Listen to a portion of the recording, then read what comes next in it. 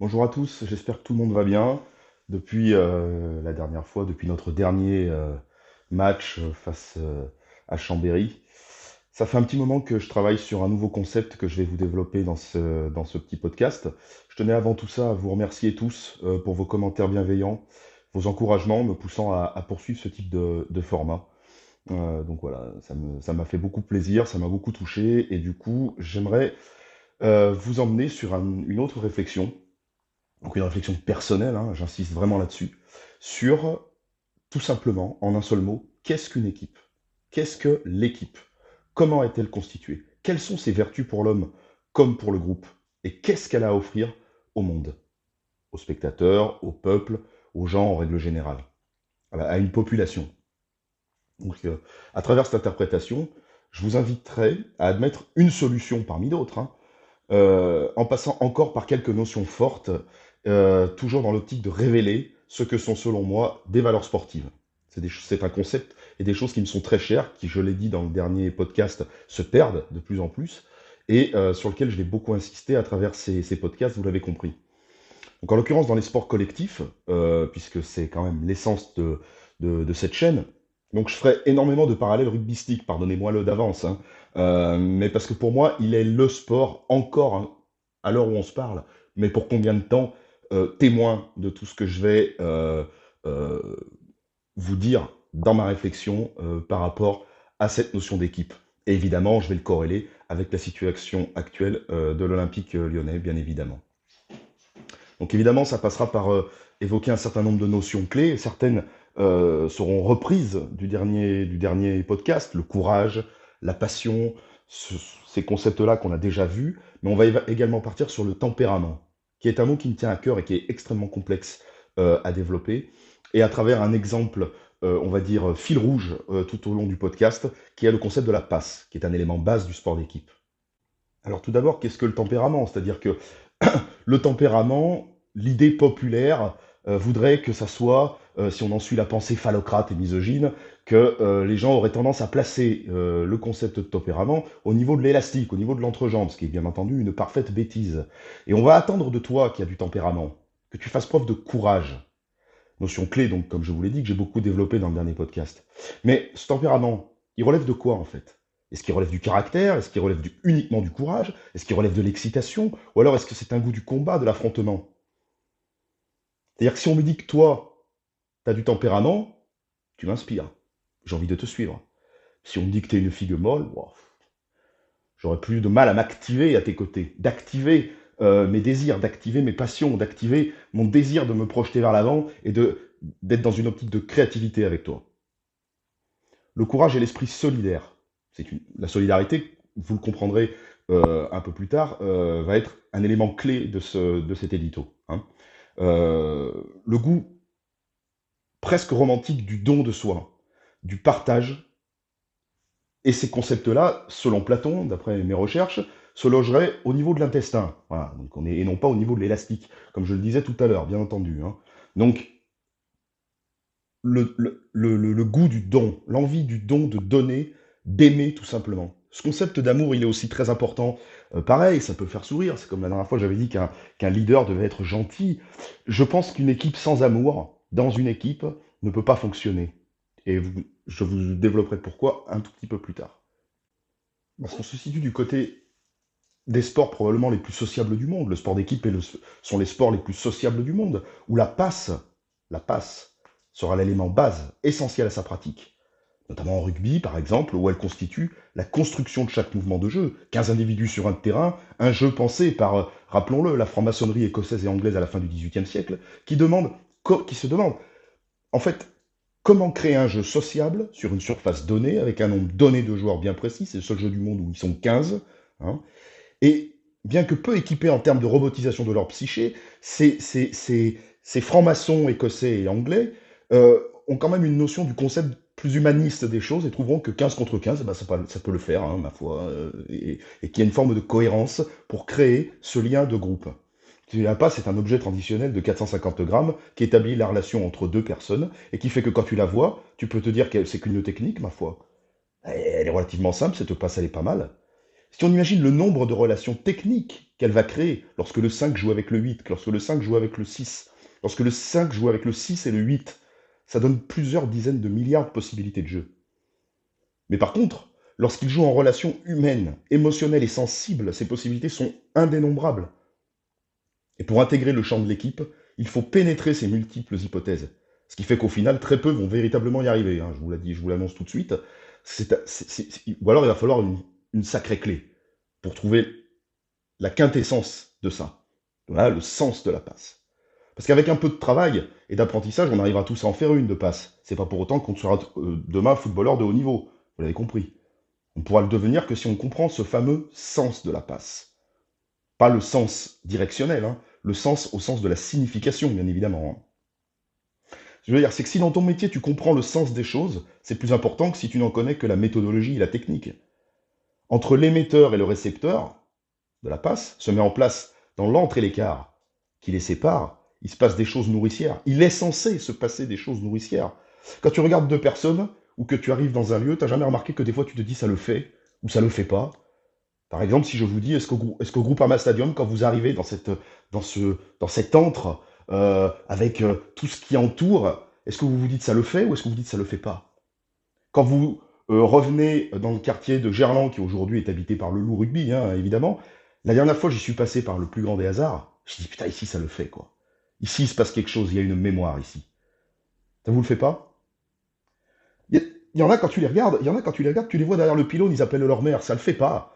Ça le fait pas, parce que t'as compris que pour aller battre le PSG ou les All Blacks, ça sera compliqué avec toi qui te cache derrière ton pylône et qui appelle ta mère, tu vois. C'est pas possible.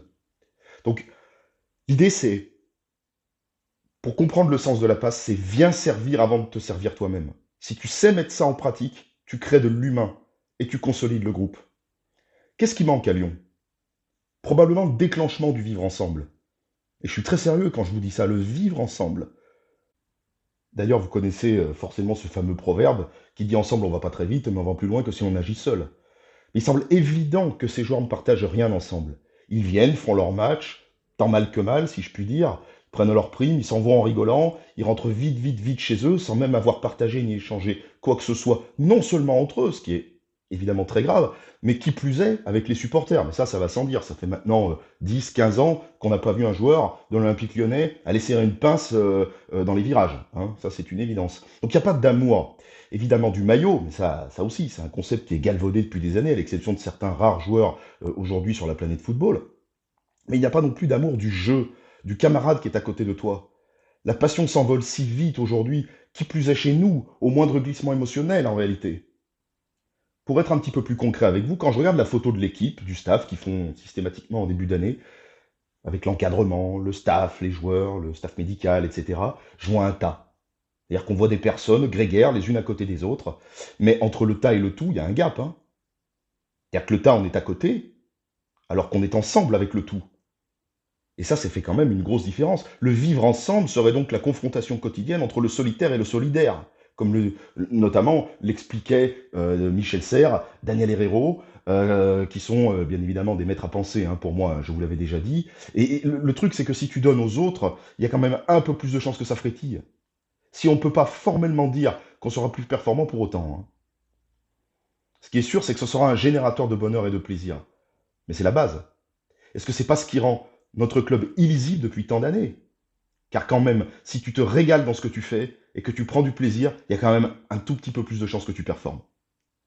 Quand tu regardes certains de nos joueurs individuellement, vous les connaissez tous, des Oussem Aouar, des Thiago Mendes, voilà. Il y en a dans cette équipe, très clairement, qui va de 5 ou 7 sur 20, hein, vous êtes d'accord, hein. C'est pas flamboyant, d'autant plus que ces mêmes joueurs sont persuadés de valoir 17. Ce qui d'ailleurs peut totalement frelater leurs ambitions et leurs performances. Et permettez-moi quand même de citer encore une fois Daniel, parce que je ne saurais être plus percutant et impactant que lui par cette image.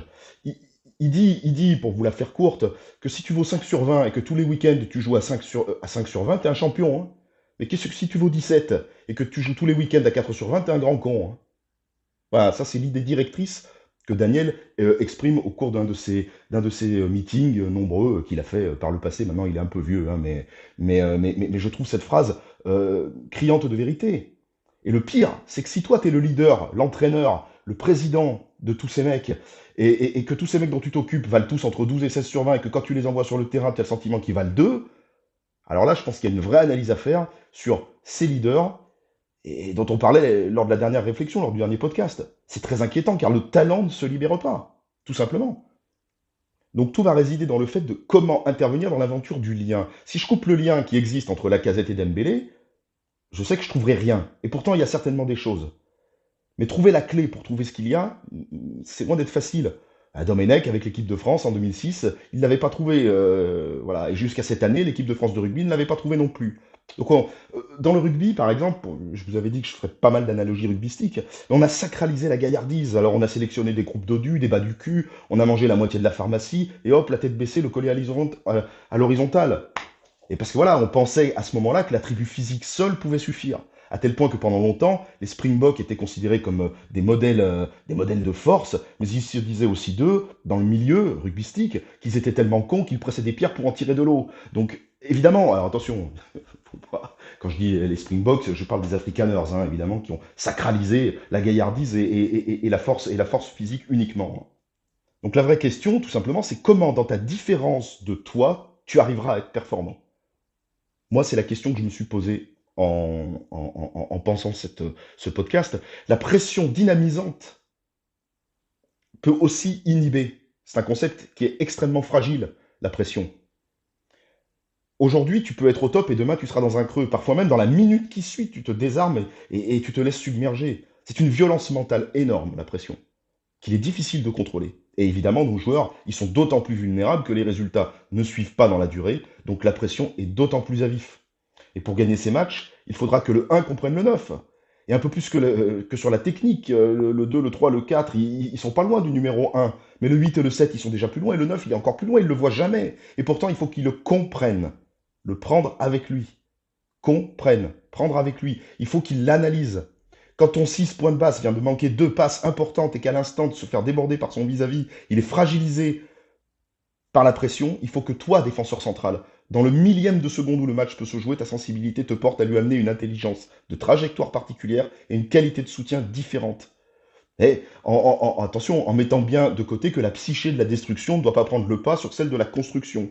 Hein. C'est comme ça qu'on fait des fautes grossières, qu'on prend des buts de gaguez, des cartons rouges, etc., etc. Donc je souhaite que lorsque nos adversaires nous voient sortir des vestiaires, ça leur fasse des hématomes. Voilà. Que quand tu es perdu ou gagné, l'adversaire doit comprendre, rien qu'en te regardant, que tu lui feras pas 2 fois le coup.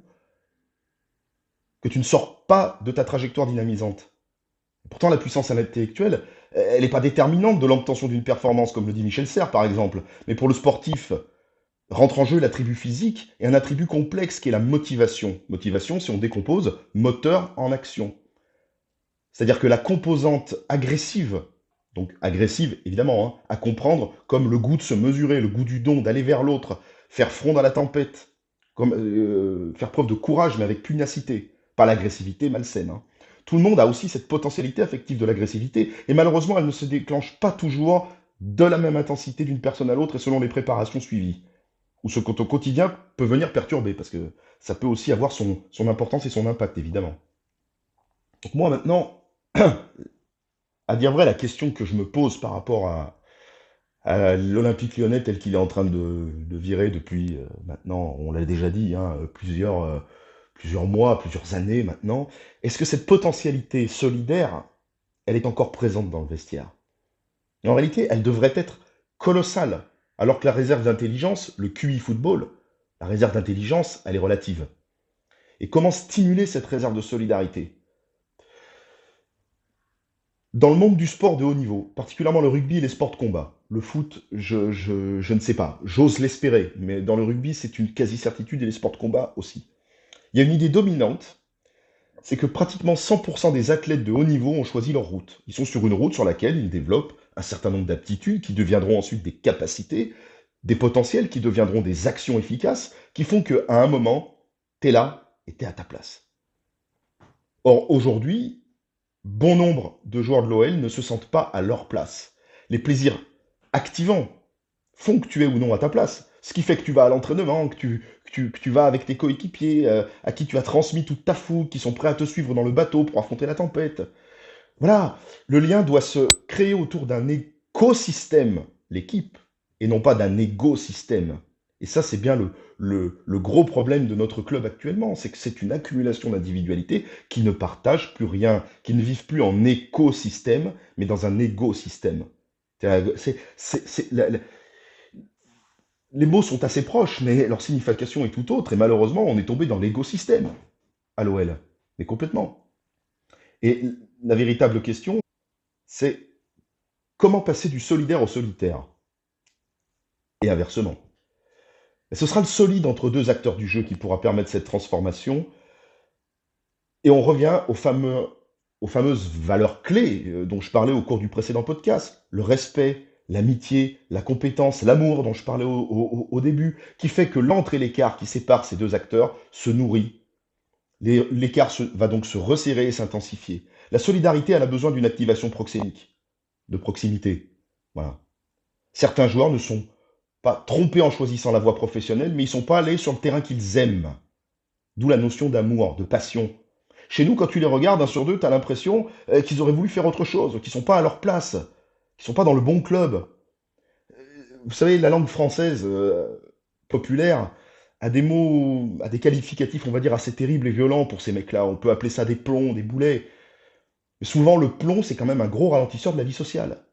Et c'est la plupart du temps trompé de route. Le plomb, le boulet, il est à un endroit où il ne doit pas être. Il est malheureux là où il est. Voilà. Donc ce sont des gens qui, lorsqu'ils te parlent, ce qu'ils disent est différent de ce qu'ils font. Ce que tu vois est différent de ce qu'ils pensent, tout simplement. Ils ne pourront pas t'enseigner ce qu'ils sont avant de t'enseigner ce qu'ils savent. Donc c'est une idéologie qui est notamment ancrée chez certains entraîneurs assez dogmatiques, par exemple. Donc, je le répète, je ne pourrais suivre que celui qui m'inspire confiance, pas le peureux. Voilà, ça semble logique. Personne n'a envie de suivre le pleutre, c'est une évidence. Donc l'équipe, elle peut se construire qu'avec que des gens qui aiment. Elle est dans un instant T et elle fait l'objet d'une construction qui prend en considération l'expertise entre les copains. Car l'expertise seule ne suffira pas, ou les connexions se feront mal. Copains, hein, étymologiquement, les copains avec qui tu partages le pain, les amis. Hein. Donc quand tu arrives quelque part et que tu vois que ça marche pas, il y a un plomb ou un boulet qui crée un bruit nuisible pour le reste de l'équipage. Bah, Lolo Blanc, il l'a bien constaté. Et tous l'ont aussi perçu avant lui. D'ailleurs, la moitié de cet effectif, quand tu les regardes, tu as l'impression qu'ils ont le moteur fatigué. Hein. Ah, le moteur en action, la motivation, elle a disparu. Voilà. Et si tu as le moteur cassé, pas grave. Tu jouais meneur de jeu, on va te faire jouer en défense. Tu joues en défense, on va te faire presser les citrons sur le banc. Tu pressais les citrons, on va te faire porter les chasubles. Tu portais les chasubles, tu vas devenir arbitre. Tu vas te faire chier, mais voilà, c'est... Non mais voilà, si tu as le moteur fatigué, c'est du bruit. C'est du bruit, et c'est une nuisance pour les autres. Si t'es pas capable d'aller au bout de tes rêves, viens au moins au bord. Si le moteur il est cassé, frigo. Plus de motivation, boucan absolu. C'est un boulet ou un plomb qui s'est trompé de route. La motivation et le tempérament sont fluctuants. Ce sont des concepts qui se bâtissent dans l'affrontement, dans le combat, dans le fighting spirit, comme disent les Anglais. Voilà. C'est-à-dire qu'une équipe, elle doit pouvoir se construire si l'urgence de dangerosité est élevée. Et ça, c'est une valeur qu'au rugby, on connaît très bien. Quand tu rentres sur un terrain de rugby, tu sais jamais comment t'en sors. Hein. Et si tu rentres sur un terrain de rugby et que tu dis qu'est-ce que je dois faire, tu vas prendre lourd. Hein. Tu vas prendre très lourd. Hein. Donc l'urgence de dangerosité est élevée. Là, tu vas créer de la motivation parce que tu génères de l'affrontement. Voilà. Daniel Herrero, il affirme qu'une équipe, c'est vivre ensemble dans la bourrasque. Voilà, dans la tempête. Toujours l'idée du bateau hein, dont je parlais au cours du dernier podcast. L'équipe est un bateau avec 11 mecs dans la tempête et aucun doit manquer à l'appel le jour J. Faire preuve de solidarité. C'est-à-dire que moi, je suis intimement convaincu que quand, je sais pas moi, le point de basse se prend un petit pont par n'importe quel joueur de l'équipe adverse, et ben dans le vestiaire, à l'issue du match, ses potes se foutent de lui en lui disant «Ah, comme tu t'es fait mystifier».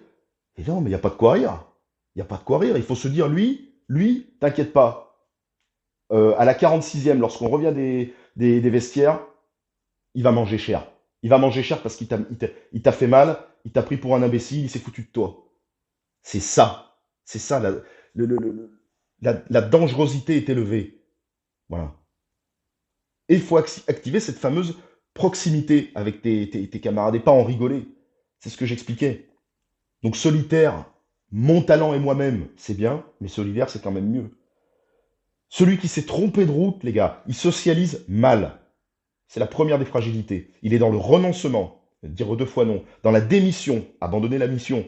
Il est là où il aime pas. S'il est là où il aime, il peut transmettre rien qu'en te regardant une force transcendante. Voilà. Le boulet, c'est un pisse-vinaigre. Il appelle sa mère, il a pas confiance en lui, il n'inspire pas la confiance en ses coéquipiers. Il te prend la tête quand il rentre à la maison, le boulet. Voilà. Alors ouais, vous allez me trouver peut-être cruel, pardon, si certains d'entre vous se sentent peut-être pas à leur place, ne serait-ce qu'au travail, ça peut arriver. Mais vous allez me dire, Giuliano, à Lyon, le frigo est plein, qu'est-ce qu'on fait? Tasse, tassez les gars. On tasse ce frigo de tous les boulets et c'est dehors. Voilà. C'est dehors. Le boulet est un nuisible. Donc la grégarité de l'homme passe par le courage et on ne suit pas le pleutre, je le répète. L'angoisse, elle ronge les désirs.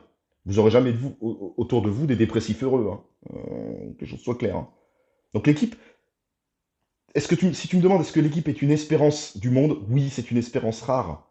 En fait, elle est un match de dons, elle est une permanence de liens affectifs les uns avec les autres. Elle doit être un sacrifice d'amour du cœur, comme j'en parlais au début.